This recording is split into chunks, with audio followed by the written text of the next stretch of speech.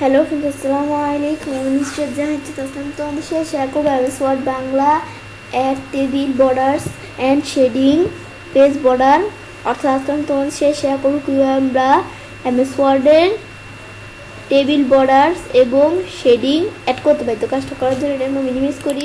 Minimise করার পরে তো এখন বিষয়টা করার জন্য আমরা আমাদের ইনসার্ট মেনুতে আসি, আসার পর টেবিলে আসি।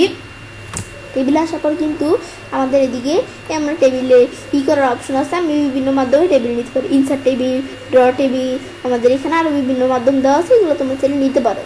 তো আমি এখান থেকে ধর আমরা এতটুকু একটা আমাদের টেবিল নেই, তোমাদের জাস্ট বিষয়টা দেখানোর জন্য। টেবিল নেওয়ার পরে এই টেবিলটা আমরা সিলেক্ট করে চাইলে টেবিলটার মধ্যে আমরা শেডিং দিতে পারি। তার জন্য শেডিংয়ে ক্লিক করা, এদের বিভিন্ন শেডিং দেওয়া আছে, এদের শেডিং দিলে শেডিং চলে আসে। আবার আমি ধরো এভাবে ছাড়াও আমি ধরো এই কলামটা সিলেক্ট করে কন্ট্রোল চাপ দিয়ে এটাও সিলেক্ট করলাম। এখন এই দুইটার মধ্যে আমরা কিরকম দিব, বাস এই দুইটার মধ্যে চাইলে শেডিং দিতে পারি। আবার আমরা কোনো রো এর মধ্যে দিব, তো এভাবে আমরা সিলেক্ট করে কন্ট্রোল চাপ দিয়ে এটা সিলেক্ট করবো। ব্যাস সিলেক্ট করার পরে এই দুইটার মধ্যে আমরা কীরকম দিব, শেডিং এসে আমরা চাইলে নিজেদের মতো এই ধরনের মধ্যে বিভিন্ন শেডিং দেওয়া আছে, এগুলো আমরা চাইলে দিতে পারি। এই বিষয়গুলো আমরা চাইলে নিজেদের মতো করে শেডিং মেডিংয়ের বিষয়ে দিতে পারি। আর আমরা যদি সবগুলো একসাথে দিতে চাই, এদিকে এসে আমরা শেডিং এসে দিলেই হবে। আর নো কালার দিলে কোনো কালার থাকবে না, এগুলো আমি চাইলে দিতে পারি। পরে বর্ডার স্টাইল, আমি যদি এটার বর্ডার দিতে চাই, স্টাইলের বর্ডার স্টাইল দিতে চাই, তাহলে আমরা এদিক থেকে কীরকম বর্ডার স্টাইল দিতে পারি। তো আমি এরকম একটা বর্ডার স্টাইল দিব। দেওয়ার পরে আমরা বর্ডার পেন্টার দেওয়া আছে, তোমরা এদিক থেকে আমাদের এখন যদি আমরা আমাদের বর্ডারের স্টাইল দিব যে আমরা এটার কতটুকু উইথ কতটুকু, এগুলো আমি চাইলে দিতে পারি। পর আমাদের এই 3 ফিট না কীরকম থাকবে এগুলো দিতে পারি। দেওয়ার পর আমরা এটার কালার কীরকম এগুলো পরে বর্ডার পেন্টার এসে আমি যদি এখন আমাদের এভাবে টান দিই, টান দিলে ধরো এই বর্ডার সেট হয়ে যায়। টান দিই এভাবে ধরো এই যে বর্ডার কিন্তু চলে আসে। টান দিই আমরা এভাবে সোজাসুজি টান দিতে হবে, করে টান দেওয়া যাবে না। এই ধরো আমাদের টান দিলে কিন্তু এরকম বর্ডার চলে আসে। তো এটা আমরা বর্ডার পেন্টারের মাধ্যমে এভাবে চাইলে বিষয়গুলো করতে পারি। আবার উঠিয়ে দিই, আবার চলে গেল। এভাবে করার পরে আবার আমি যদি বিষয়টা সিলেক্ট করে আমরা বর্ডারে আসি, তো এখন এদিকেই আমরা চাইলে এই বটম নো বর্ডার দিলে তো বর্ডার থাকবেই না, এই বর্ডারে কিন্তু একবার নেই। আবার আমি যদি বটম বর্ডার দিই, এর নিচে ধরো বর্ডার আসলো, টপ বর্ডার দিই উপরে, আমি এখান থেকে লেফট বর্ডার দিই বামে, রাইট বর্ডার দিই ডানে, আমাদের নো বর্ডার তো দেখলামই। অল বর্ডার দিলে একবার পুরো টেবিলের ভিতর বর্ডার চলে আসবে। আমি যদি এখানে নো বর্ডার দিয়া আউটসাইড বর্ডার দিই, আমাদের চারদিকে বর্ডার আসছে, ভিতরে বর্ডার নেই। আবার আমি যদি ইনসাইড বর্ডার দিই, তাহলে কী কাজ করবে, নো বর্ডার রাখলাম। ইনসাইড বর্ডার দিলে মাঝখানে বর্ডার হবে, চারিদিকে বর্ডার নেই। পর আমরা এখান থেকে আবার আমি যদি এখান থেকে নো বর্ডার থাকে, পরে এগুলোর পর আমরা এই হরিজেন্টাল বর্ডার দিলে এরকম হরিজেন্টালভাবে, আমাদের ইনসাইড ভার্টিক্যাল বর্ডার দিলে ভার্টিক্যালভাবে, এগুলো আমি জানি নিজেদের মতো বর্ডার দিতে পারি। আর বর্ডার দিলে তো আমরা জানি সব জায়গায় বর্ডার হবে, তো এই বিষয়গুলো আমি দিতে পারি।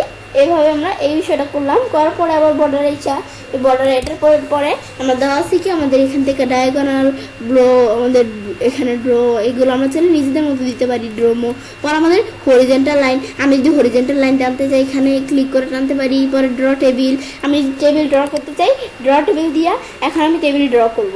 আমি কোন জায়গায় টেবিল ড্র করব, এই দিলে ছোটো একটা টেবিল ড্র হয়ে গেল। তারপরে এগুলো আমরা এভাবে আমরা চাইলে দিতে পারি করলাম।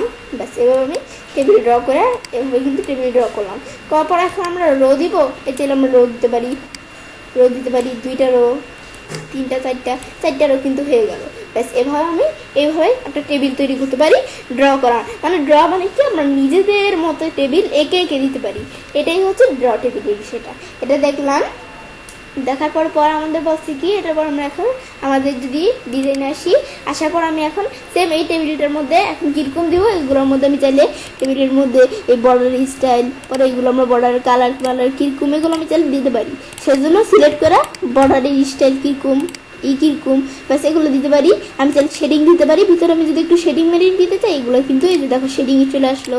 বর্ডারের স্টাইল, বর্ডারে এগুলো দিতে পারি। ব্যাস এগুলো আমরা কীরকম থাকবে উইথ পর আমাদের 3D পিক থাকবে, আমাদের পেন কালার, বর্ডারের কালারটা কীরকম থাকবে, এদের বর্ডারের কালার দিতে পারি। দিলে এখন আমি যদি এই বর্ডার পেন্টার দিয়ে আনতে পারি, এবং আমি যদি অল বর্ডার দিই, পুরো বর্ডারের মধ্যে চলে আসলো। আবার এই সেম বিষয়গুলো এভাবে না করে আমি যদি এখানে আসি, এই বর্ডার শেডিংয়ের বিষয়টা এভাবে না করে আমি ধরো এই এইটার মধ্যে আমি ধরো বিষয়টা দেখাই, এটা সিলেক্ট করলাম। তো এভাবে না করে বর্ডার আইসা আমি বলছি এই যে বর্ডার অ্যান্ড শেডিং, আমাদের যদি এই অপশনটা ক্লিক করি তাহলে করতে পারি। ভিউ গ্রিডলাইন্স আমরা তো জানি গ্রিডলাইন্স আসবে, বর্ডার অ্যান্ড শেডিংয়ে ক্লিক করে নিজেদের মতো বর্ডার শেডিং দিতে পারি। কেমন এ অল দেওয়া আছে, তোমরা একটু গ্রিড এগুলো দিতে পারো। গ্রিড দেওয়ার পরে এখন তোমার নিজেদের মতো কীরকম লাগবে, এটা কালার কীরকম থাকবে, ইটি কীরকম থাকবে এগুলো দিতে পারো। পরে আমরা এভাবে দেওয়ার পরে এর উইথ কীরকম থাকবে, উইথ বড় করলে কিন্তু উইথ মোটা হয়, এই উইথ মোটা হয়, মোটা হলে আমাদের সুন্দর দেখা না, আমি এটাই রাখলাম। ব্যাস রাখার পরে এখন আমি যদি আমরা কি করি ওকে দিই, দিলে কিন্তু দেখো যেভাবে কিন্তু চলে আসলো। এখন আমি যদি আমরা অল বর্ডার দিই ব্যাস সবগুলোর মধ্যে এরকম বর্ডার চলে আসলো। ব্যাস এভাবে বর্ডার আনতে পারি, মানে এই বর্ডার অ্যান্ড শেডিং এইসা এই যে এখানে আমরা নিজেদের মতো বর্ডার সেট করে দিতে পারি। ব্যাস এগুলো দেখলাম, দেখার পরে এখন কি করবো আমরা চাইলে বর্ডারে আমরা কি করতে পারি, ভিতরে শেডিং কীরকম শেডিংটা দিতে পারি। শেডিং এসে আমি যদি কীরকম দিব, আমরা যে নো কালার দেওয়া আছে, কোনো কালার নেই, আমি এই যে কালার দিতে চাইলে আমরা চাইলে বিভিন্ন ধরনের কালার দিতে পারি। পরে এইগুলো আমরা কীরকম রাখবো, সিঁড়ি এই যে এরকম না কীরকম রাখবো, এ দেখো এরকম কিন্তু এগুলো আমরা নিজেদের মতো রাখতে পারি। এগুলো আমি ধরো এখান থেকে এত রাখলাম, রাখার পর আমরা আমাদের কালার, এটা হচ্ছে স্টাইল আর এটা হচ্ছে কালার। স্টাইল কালারটা কীরকম থাকবে এগুলো আমি চাইলে নিজেদের মতো কালার সেট করে দিতে পারি। কালার ধরো আমি রেড কালার রাখলাম, ব্যাস রাখলে এই দেখো চলে আসলে এরকম আসবে ভিতরে। ব্যাস আমি যদি এখান থেকে আমরা যেই কালার দেই না কেন এই দিলে কিন্তু এরকম চলে আসবে দেখাচ্ছে। ব্যাস এভাবে আমি কিন্তু এই বিষয়গুলো দিতে পারি। দেওয়ার পর আমি এখন যদি ডাইরেক্ট ওকে দিই, দিলে কিন্তু হয়ে গেল। এখন বাইরে কাজটা দেখি, দেখো ভিতরে এরকম সেট হয়ে গেল। ব্যাস এভাবে এই বিষয়গুলো করতে পারি।